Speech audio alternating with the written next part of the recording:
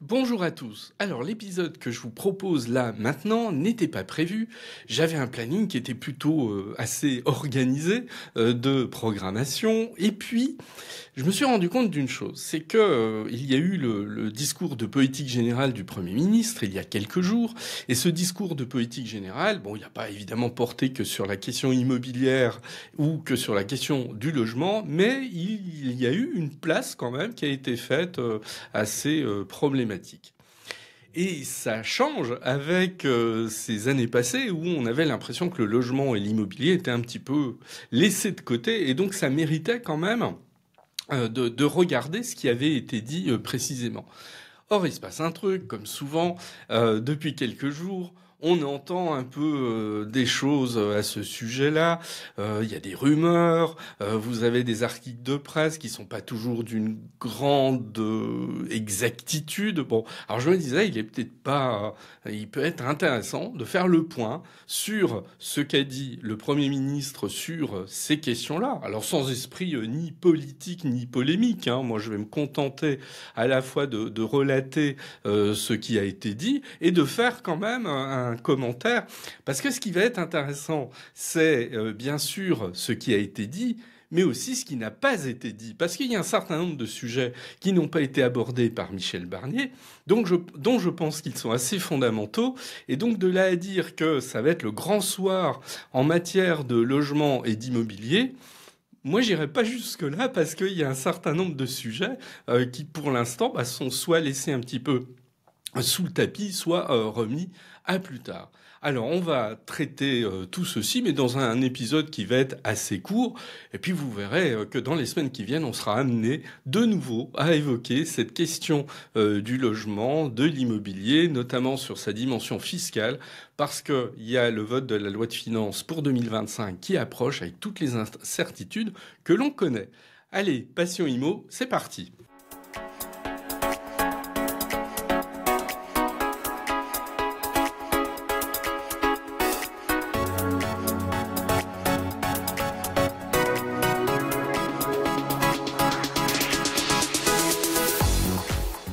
Je vais faire le point sur les différentes annonces de Michel Barnier concernant le logement et concernant l'immobilier. Il en a fait un certain nombre lors de son discours de politique générale de cette semaine que j'ai suivi attentivement malgré les brouhahas qu'il pouvait y avoir au sein de l'Assemblée nationale.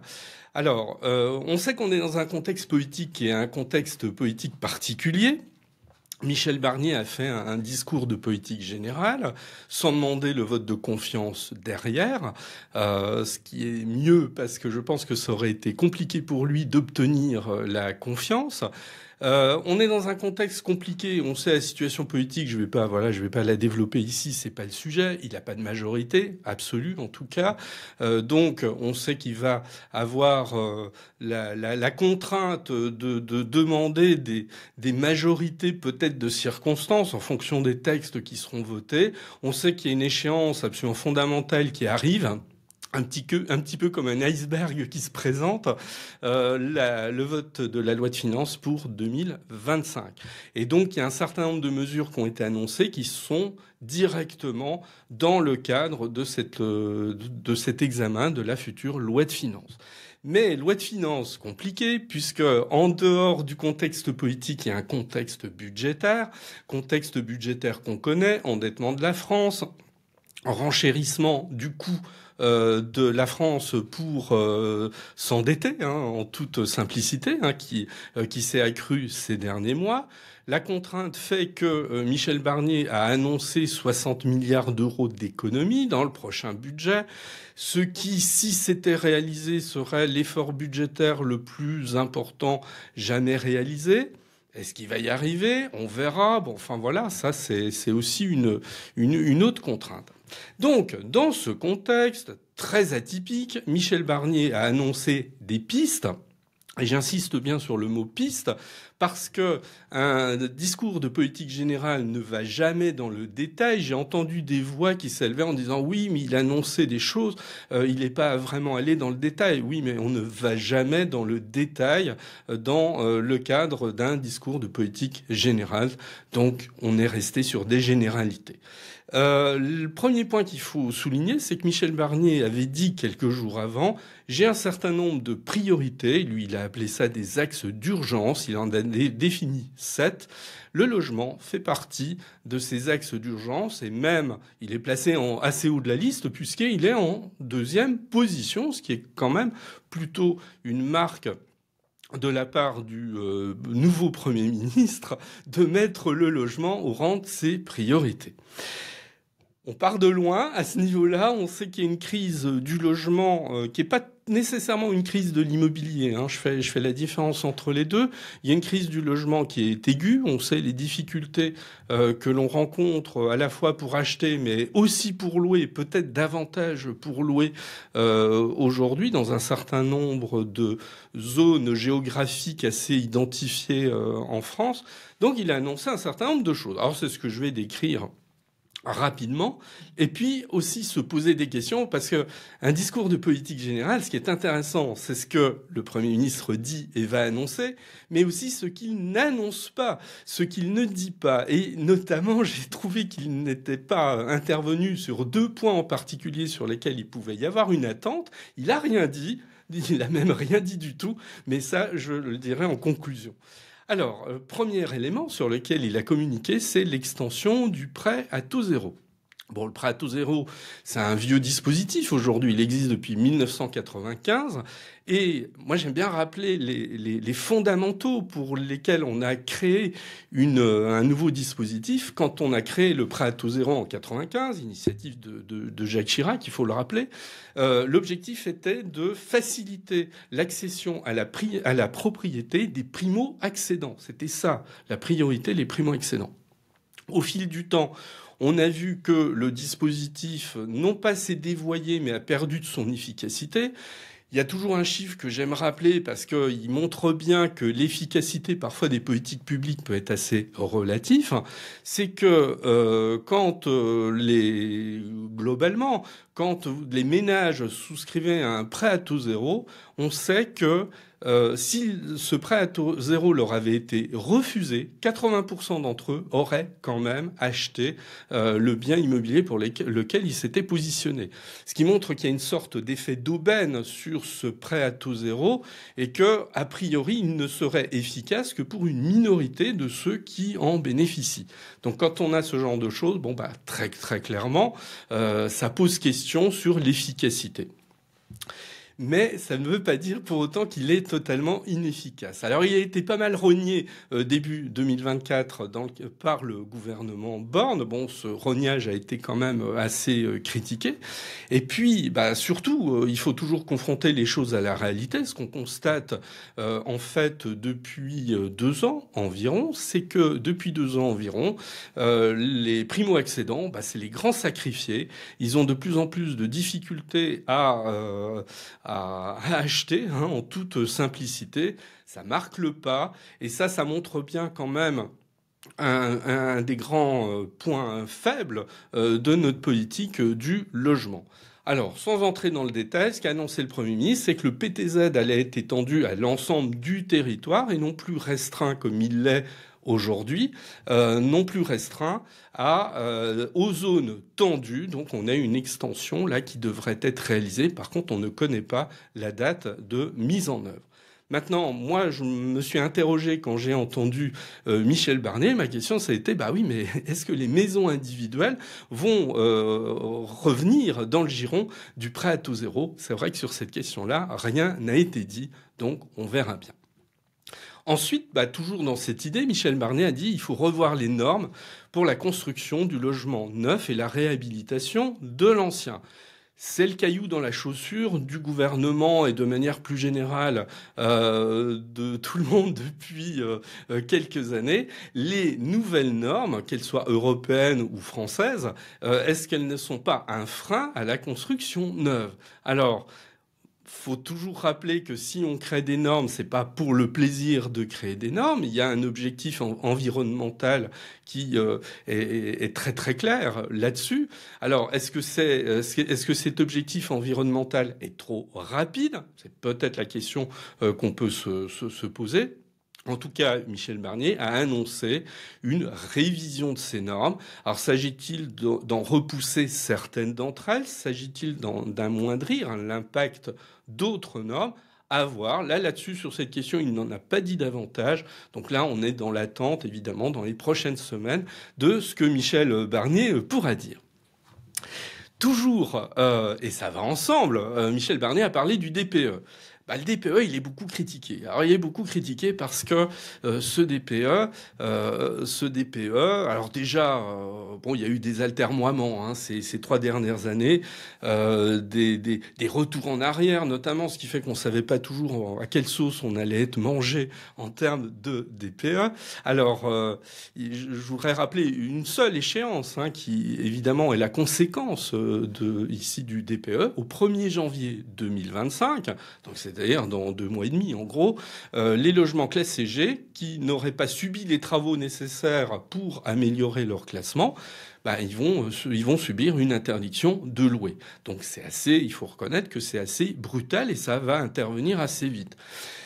Même si cette interdiction elle n'est pas apparue le mois dernier non plus, que parfois je suis un petit peu étonné quand on entend certains bailleurs qui s'étonnent de cette mesure. Oui, bon, enfin, elle est annoncée quand même depuis plusieurs années, il faut toujours le rappeler, elle n'est pas apparue comme ça. Bref. On a cette échéance, une échéance qui va être qui est très très proche, et Michel Barnier a ici parlé d'un ajustement. Alors c'est un truc un peu dans les cartons depuis là aussi quelques temps. Ne faudrait-il pas assouplir et peut-être même déplacer en fait cette échéance? Donc on va sans doute avoir un assouplissement ici du calendrier qui va être une manière d'accorder plus de temps aux propriétaires dans leurs travaux de rénovation. Mais il y a des voix qui ont rappelé quand même une chose. J'en cite une, Lionel Causse, qui est le président du Conseil national de l'habitat, que j'avais interviewé d'ailleurs ici il y a quelques mois. Lionel Causse a dit « La simplification du DPE ne doit pas remettre en cause la lutte contre les passoires énergétiques ». Bon, parce qu'il y a quelque chose qu'il faut jamais oublier, c'est que après tout, cette rigueur concernant le DPE, cette exigence de travaux, elle a aussi un objectif premier, c'est de permettre aux locataires d'habiter dans des logements décents et de qualité, et donc que c'est pas nécessairement contre-productif pour l'ensemble de la société, bien au contraire. Alors des ajustements, oui, mais faut jamais oublier les objectifs ici qui ont été définis. Dans le cadre du logement social, autre axe qu'a développé Michel Barnier, ce qui fait qu'on voit bien quand même qu'il y a une volonté ici du Premier ministre, et je fais pas de politique en disant ça, moi je suis purement factuel dans mes commentaires, mais il y a une volonté de replacer le logement et l'immobilier un petit peu au centre de la discussion et au centre de la politique publique, et je crois que personne ne s'en plaindra. Donc, Michel Barnier a abordé aussi la question du logement social. Pour lui, je le cite, le logement ne doit être qu'une étape, donc une étape notamment pour ensuite aller sur de l'accession à la propriété. Et il pense que les bailleurs doivent davantage adapter les loyers aux ressources des locataires et qu'il faut aussi donner plus de pouvoir aux maires sur l'attribution des logements. Bon, alors moi je suis un petit peu plus mitigé en revanche sur cette question-là, parce que, bon, c'est un peu le privilège de l'âge pour le coup, cette idée-là qu'il faut adapter les loyers aux ressources des locataires, je pense que ça fait 30 ans que je l'entends et que je n'ai jamais eu le sentiment qu'on ait réellement pris en compte cet élément, ou en tout cas qu'on n'a pas toujours eu le courage politique de la mettre en œuvre, donc à voir. Là-dessus, je suis un petit peu plus dubitatif et je pense qu'il faut attendre. Bon. Autre axe sur lequel s'est exprimé le Premier ministre, c'est la loi ZAN.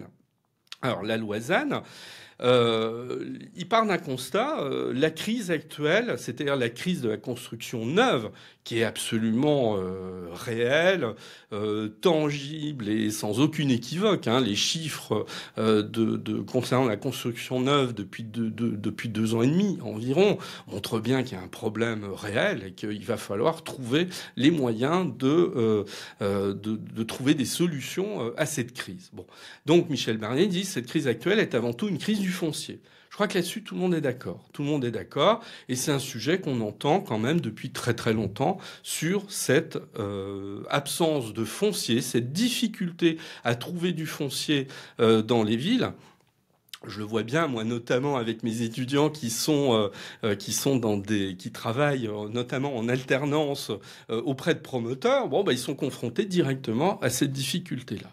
Et donc là, Michel Barnier dit il faut qu'on assouplisse la réglementation des ZAN. C'est-à-dire, je rappelle ce qu'est la réglementation des ZAN. La ZAN, c'est la zéro artificialisation nette, qui a été mise en place. Je vais juste rappeler ça parce que dans le timing, c'est assez intéressant.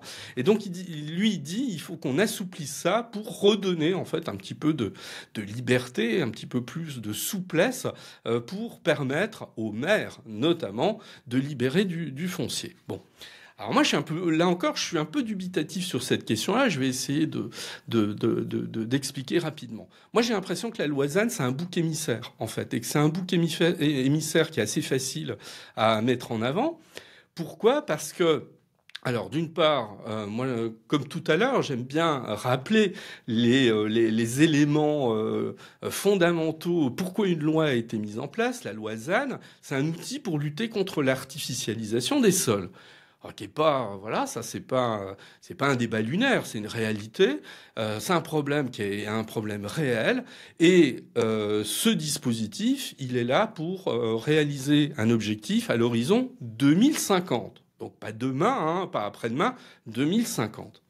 Et donc on a une loi, la loi du 30 juillet 2023, qui a été alors c'est pas le seul dispositif lié à cet objectif, mais disons, la loi du 30 juillet 2023, elle a réglementé, elle a défini un certain nombre d'obligations, notamment qui reposent sur les mairies.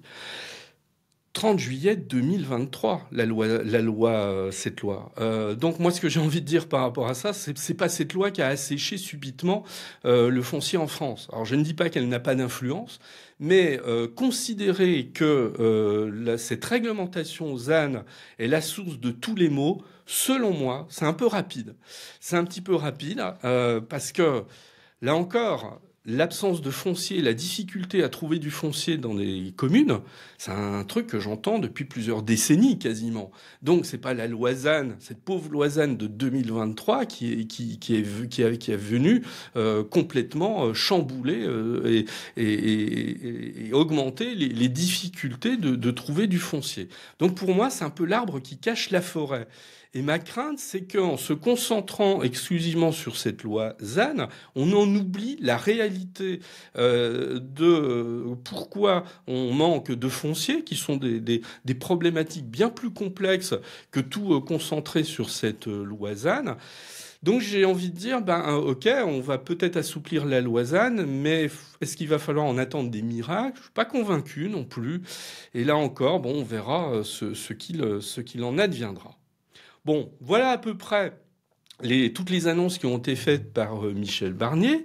On voit qu'il y a il y a une volonté réelle. Ça, là-dessus, je crois que c'est indéniable. Ça marque un changement de cap par rapport à ces dernières années où, il faut le reconnaître, on avait l'impression que les gouvernements qui se sont succédés ces dernières années avaient un petit peu le logement et l'immobilier comme accessoire dans un coin. De temps en temps, on y pensait et puis voilà, ça n'allait pas plus loin. On a vu que ces pistes ont été très bien accueillies par l'ensemble de la profession immobilière. Donc, voilà, un a priori plutôt favorable sur l'ensemble de ces mesures. Mais attention, ce ne sont des pistes. Il va bien falloir regarder ce qui sera concrétisé dans la loi de finances pour 2025. Donc là, grosse interrogation. Qu'est-ce qui va être concrétisé de ces pistes ? Qu'est-ce qui sera éventuellement modifié par ce jeu d'alliances pour constituer des majorités, bah là, il y a une énorme incertitude et on verra au fil des semaines comment les choses vont avancer. Et puis surtout, moi j'ai remarqué qu'il y avait deux énormes oublis dans le discours de politique générale à ce sujet-là. Est-ce que c'est volontaire ou est-ce que c'est... On ne peut pas tout placer dans un discours de politique générale. Le discours de Michel Barnier durait déjà plus 1 heure et demie, donc il était assez long, il ne pouvait pas tout mettre. Mais moi, la première chose dont il n'a pas parlé, il n'a pas parlé des incitations fiscales qui viendraient éventuellement remplacer le Pinel, dont on sait ce Pinel qu'il disparaît dans 2 mois et demi. 31 décembre 2024, le Pinel s'est terminé et on pouvait peut-être espérer que le Premier ministre allait annoncer du grain à moudre dans ce domaine et se dire est-ce qu'il y a un nouveau dispositif qui va arriver. Bon, il n'a rien dit là-dessus. En même temps, vu le contexte budgétaire, on n'est pas convaincu qu'il ait les coups des franches pour annoncer du nouveau. Donc ça, c'est le premier oubli et je pense qu'il faudra regarder, là encore, si d'autres choses seront dites. Et puis, l'autre oublié, et là, moi, je le regrette un peu, c'est tout ce qui concerne la fiscalité du loueur en meublé professionnel. Rien n'a été dit à ce sujet. On sait qu'il y a d'énormes incertitudes. Moi, je me suis pas mal exprimé, pareil, dans le cadre du podcast Passion Immo pour montrer qu'il y avait quand même de très gros problèmes. On n'a rien dit. Pourtant, tout le monde est en attente d'une clarification sur le plan fiscal. Et puis, pour aller peut-être encore plus loin, quid d'une réforme d'ensemble de la fiscalité de la location nue et de la location meublée. Il y a des choses qui étaient en discussion. Il y a une loi qui était en cours de discussion avant la dissolution. Bon, est-ce que cette loi, elle sera reprise et prolongée pour être discutée? Le Premier ministre n'en a rien dit. Pourtant, moi j'ai noté hier sur un tout autre sujet, sur le sujet par exemple de la loi sur la fin de vie, qu'on allait reprendre les débats en cours et qu'on allait aboutir, sans doute début 2025, si j'ai bien compris, à un vote sur cette loi sur la fin de vie. Bon, alors... c'est peut-être pas tout à fait la même priorité, je reconnais, mais c'est vrai je n'ai entendu personne s'exprimer sur un prolongement de cette discussion interrompue. Or, on sait qu'il y en aurait bien besoin. Il y a besoin d'un toilettage sur cette fiscalité de la location nue et de la location meublée. C'est une évidence. Et donc là, on est dans l'attente. Donc on voit que ce discours, s'il a défini des axes attractifs, des axes extrêmement intéressants, quid du reste? Voilà, il y a encore des zones d'ombre et là, on va attendre les prochaines semaines pour savoir ce qu'il en est.